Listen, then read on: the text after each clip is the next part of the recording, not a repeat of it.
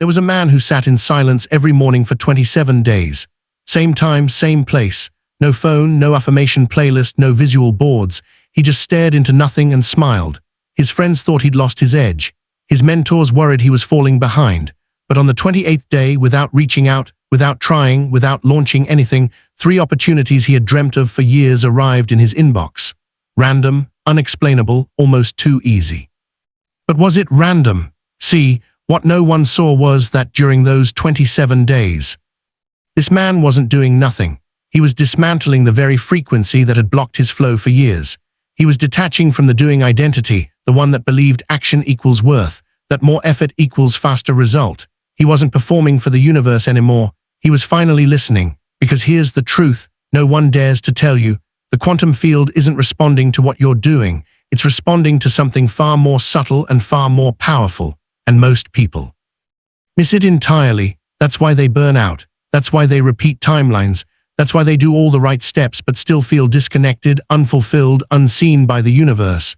They're fluent in the language of action, but the field speaks only frequency. And here's the twist. It's not just any frequency. It's the signal of who you are when no one is watching.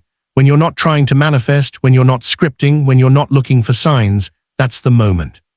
When the universe actually listens. In quantum physics, this is not woo-woo, this is coherence. Your body is a transmitter, your thoughts are electric, your heart is magnetic.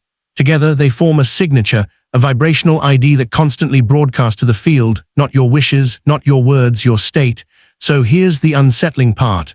You might be doing everything right while unconsciously broadcasting it's not working.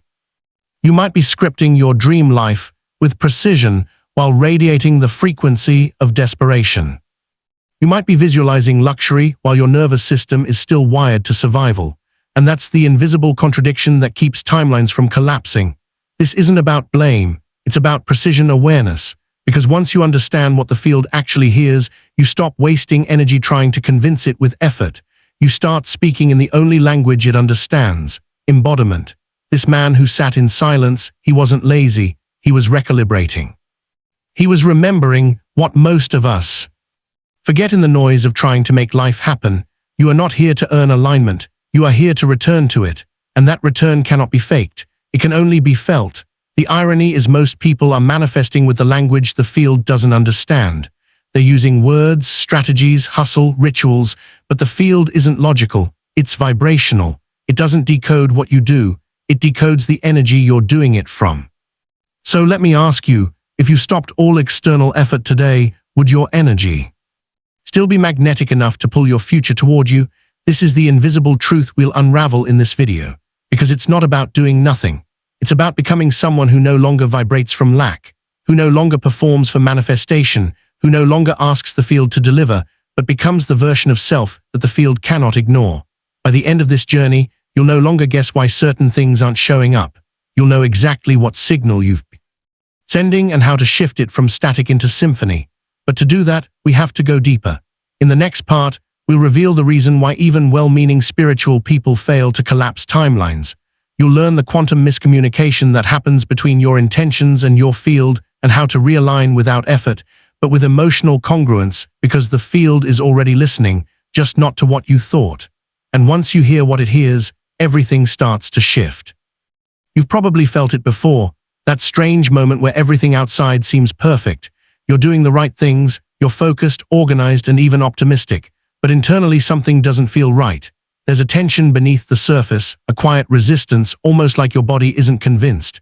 That's the moment the quantum field truly tunes in, not to what you said, not to what you planned, but to what you transmitted unconsciously, viscerally, energetically. This is where everything begins to make sense or fall apart. Because most people think the universe is like a parent, rewarding effort, obedience, discipline, but the quantum field is not parental. It's not moral, it's mathematical. It calculates coherence. It reflects resonance. That responds to the signal, not the strategy, and that signal is always now. In neuroscience and quantum biology, this is known as state-dependent encoding. Your body literally stores memories and expectations based on how you've emotionally repeated certain frequencies. That means even if you're visualizing abundance, if you're emotionally rehearsing scarcity, the field will echo scarcity back. Not to punish you, to mirror you. Let's simplify it. Imagine you walk into a room with a tuning fork vibrating at 432 Hz. If there's another tuning fork tuned to the same frequency, even across the room, it will start to vibrate too. No touch, no force, just resonance. That's exactly what happens with manifestation. The field doesn't grant wishes, it responds to coherence. When your intention, emotion, and embodiment match, you become a broadcast tower, and everything aligned with that frequency starts to move toward you. Not because you're asking, but because you're vibrating. But here's the paradox. The moment you start trying to be in a high frequency, you've already lost it. Because trying is resistance, wanting is absence, performing is insecurity, and the field picks that up instantly. This is why so many people plateau. They work so hard to manifest from the head, but their body is still carrying frequencies of fear, separation, and lack. Their words say one thing, but their field, that invisible electromagnetic broadcast around their body, tells another story entirely. Let's make this tangible. You write in your journal every morning, "I am abundant, I am aligned," but inside you feel tight in your chest. You're watching the clock. You're waiting for something to prove it's working. That tension, that's your real signal. That's what the field hears. Because while the conscious mind speaks words, the subconscious, which drives 95% of your signal, speaks only emotion. And emotion is magnetic. Joe Dispenza often says, elevated emotion married to clear intention is the formula for creation. But most people only practice the intention. They skip the emotional rehearsal. They declare desires while emotionally vibrating the opposite. That's like dialing the right number but whispering into the wrong phone. Now, here's where it gets quantum. The field does not understand future tense.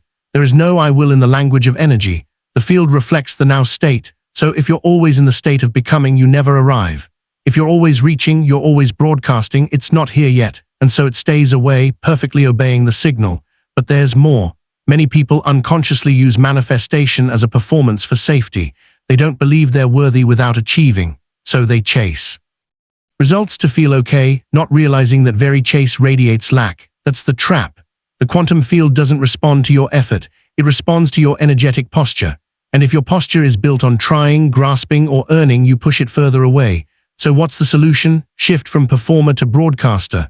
Stop proving, start transmitting. Stop acting as if, start embodying as is. Because the most powerful manifester is not the one who knows the most tools, but the one who needs the fewest. Why? Because their frequency speaks louder than their actions. Their coherence collapses timelines, and the universe can't help but respond. In the next part, we'll explore what identity has to do with all of this. You'll see how your self-concept, the emotional blueprint you carry, is actually the code the field responds to most, and will begin to gently dissolve the identity that keeps broadcasting struggle, even when your intentions are pure. Because once you change the signal, the field has no choice but to echo it. There's a question most people never stop to ask. Who are you before you start manifesting? Not what you want, not what you're visualizing, but who you've unconsciously decided you are. That identity, subtle, often invisible, is the source code the quantum field responds to. Not your dreams, not your affirmations, but the energetic assumption of self you carry into every room, every ritual, every breath. This is where manifestation becomes less about magic and more about energetic architecture. Because your frequency isn't built in your vision board sessions, it's built in your nervous system, in the stories you repeat, in the emotional cycles you rehearse, in the way you expect life to respond to you even before it does. That's what we call your vibrational identity, and it's more powerful than any technique. Let me show you how this works. You can wake up at 5:00 a.m., light candles, meditate for 45 minutes, and repeat "I am abundant" 108 times. But if your body still carries the identity of someone who was rejected, who had to hustle for love, who never felt safe being seen, your signal will be coded with contraction, not coherence. You'll be doing everything from the identity of someone still trying to become, not someone who already is. This is the silent saboteur of manifestation, an identity wired for effort trying to speak the language of ease, and the field which only hears vibe.